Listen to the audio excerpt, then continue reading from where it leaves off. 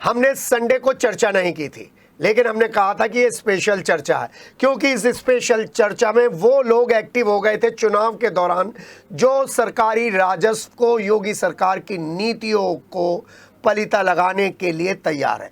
पहले जो हमने संडे स्पेशल वाले सेगमेंट में जो खबर चलाई थी वो खबर देखिए, और फिर हम आपको खबर का असर दिखाएंगे, क्योंकि सिटी हलचल के पास आप इसीलिए अपनी गुहार लगाते हैं क्योंकि हम निष्पक्ष रूप से प्रशासन के सामने, संबंधित डिपार्टमेंट के सामने खबर रखते हैं। पहले उस दिन जो हमने खबर चलाई थी वो पूरी खबर देख लीजिए। आपका धन्यवाद है, आपका नमस्कार है, आपको शुभकामनाएं हैं, आपकी हिम्मत को दाद है।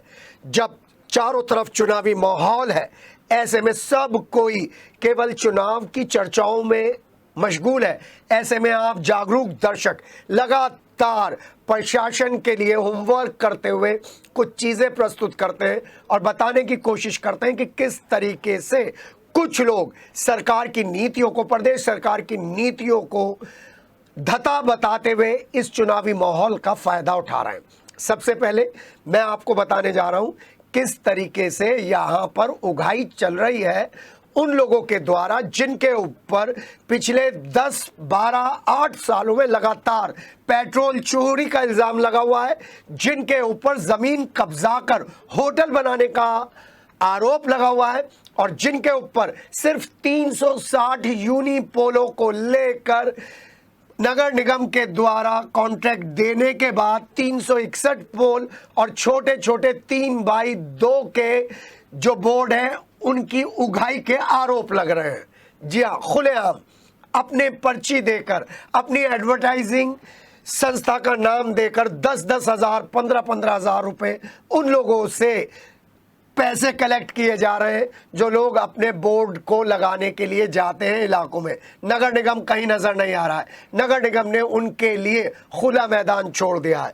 लोग हमसे शिकायत करते हैं, यहीं से चर्चा का आगाज हुआ है। लेकिन सबसे बड़ी बात, पहले हम आपको दिखाते हैं मेरठ के एक प्रमुख अखबार की ये कटिंग। पहले आप ये देखिए, फिर उसके बाद हम चर्चा करेंगे और हम बताएंगे कि किसने हमें ये कटिंग भेजी है और क्यों भेजी है।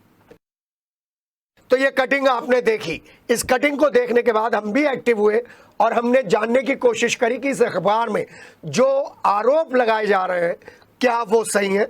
हम गए तो हमें पता चला रात में यहाँ पर काम चल रहा है। हम गए तो हमें सड़कें बनती हुई मिली। हमको ये भी मालूम है कि 3 बार पहले इस पर जनपद की सरकार ने, मेरठ के कमिश्नरी की सरकार ने, एमडीए ने लगातार यहाँ पर कार्रवाई करी, और फिर उन्हीं लोगों का एक समूह सामने उठकर आया जिसने अवैध निर्माण के लिए कंकरखेड़ा को, आसपास के क्षेत्र को अपना निशाना बनाया हुआ है, अपना कार्यस्थल बनाया हुआ है। और ये जो हम आपको वीडियो दिखा रहे हैं, ये हमने वीडियो खुद बनाई है जहां पर इस बात की ताकीद हो रही है कि यहां पर निर्माण चल रहा है। वो नाम जो सबसे ज्यादा बदनाम है कंकरखेड़ा क्षेत्र में, उस शख्स का नाम यहां पर आया है। लेकिन एमडीए के वीसी साहब कहाँ हैं? एमडीए के कर्मचारी अधिकारी कहाँ हैं? क्या वो अपने संरक्षण में इस करोड़ों की जमीन को उन लोगों के हाथों में सौंप रहे हैं जो सरकार की संपत्ति है, जो प्रदेश सरकार की संपत्ति है, जो विशेष वर्ग की संपत्ति है, जिस पर यह निर्माण नहीं हो सकता। अखबार में भी खबर, मौके पर भी जाकर हमने इस खबर की वीडियो बनाई।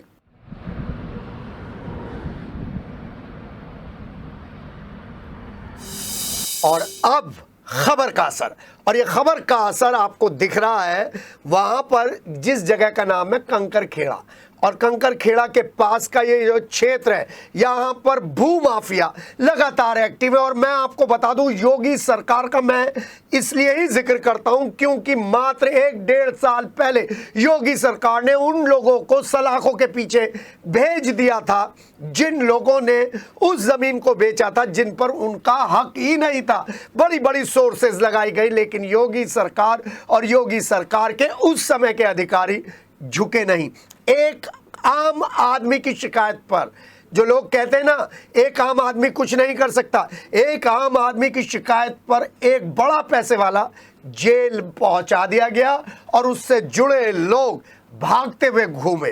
और अब जब ये जमीन बेची गई, उस जमीन को खरीदने वाले फिर वही लोग हैं। उन लोगों से प्रशासन क्यों डरता है, उन पर क्यों नहीं प्रभावी कार्रवाई करता है, ये सवाल है। लेकिन हमारी खबर दिखाने के बाद एमडीए जागा और देखिए कितना छोटा सा उसने यहां पर ये बोर्ड लगाया है।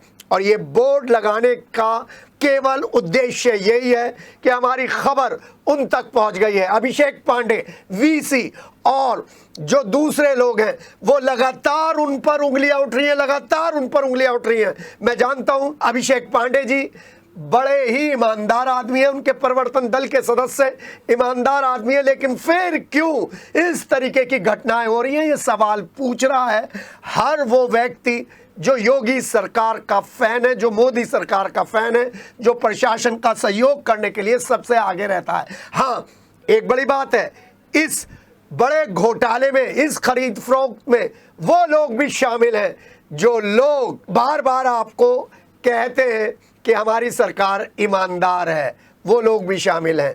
और वो योगी जी को भी धोखा दे रहे हैं, यहाँ की जितनी कार्यकारिणी है उसको भी धोखा दे रहे हैं, और ये भी बता रहे हैं कि सरकार के सामने वो कुछ भी करने के लिए तैयार है।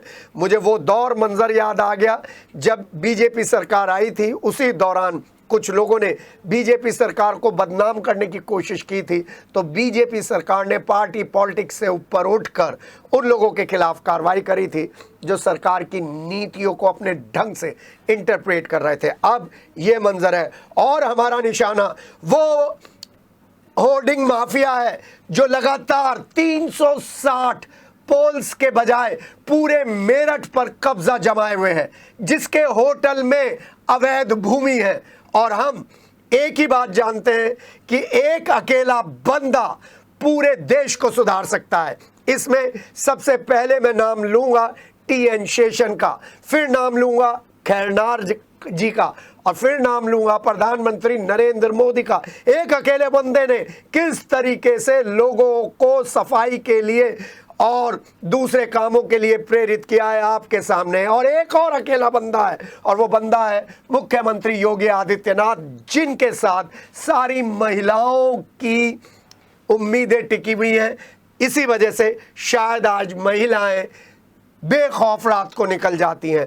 और उन्हीं के शासनकाल में जिस इस तरीके से ये भू माफिया इस जमीन पर कब्जा कर रहे हैं और अधिकारी चुप हैं और अभी तक कोई गिरफ्तारी नहीं हुई है, उस पर भी बात होगी। और अवैध होर्डिंग चलाने वाले उस माफिया पर भी बात होगी जिसने सड़क को घेर रखा है, जिसने बहुत सारे क्षेत्र पर अपना कब्जा कर रखा है और अपनी एडवर्टाइजिंग कंपनी के जरिए वो 10-10 हज़ार से 50-50 हज़ार की रसीद काट रहा है, और जिसके पेरोल पर कुछ अधिकारी और कर्मचारी हैं जो दूसरे होर्डिंग के काम करने वाले, एडवर्टाइजिंग के काम करने वाले लोगों को पनपने ही नहीं देते। क्यों हो रहा है ये सब? ये सवाल है, और ये सवाल हमने आपके सामने रखा है। एक खबर चलाई, उसका असर ये पूरा बोर्ड है। बड़ा बोर्ड लगना चाहिए था जिससे दूर से लोग देखें, क्योंकि एमडीए के पास पैसे की कमी नहीं है। चलिए बोर्ड तो लगाया, अब उन लोगों को गिरफ्तार करिए जो यहाँ प्लॉटिंग कर रहे हैं, उन लोगों को पकड़िए जो लोग ये ज़मीन बेच रहे हैं, चाहे वो कितने भी बड़े रसूखदार हैं, करके तो देखिए, सूरत हाल ज़रूर बदलेगा। फिलहाल ये एक पक्ष।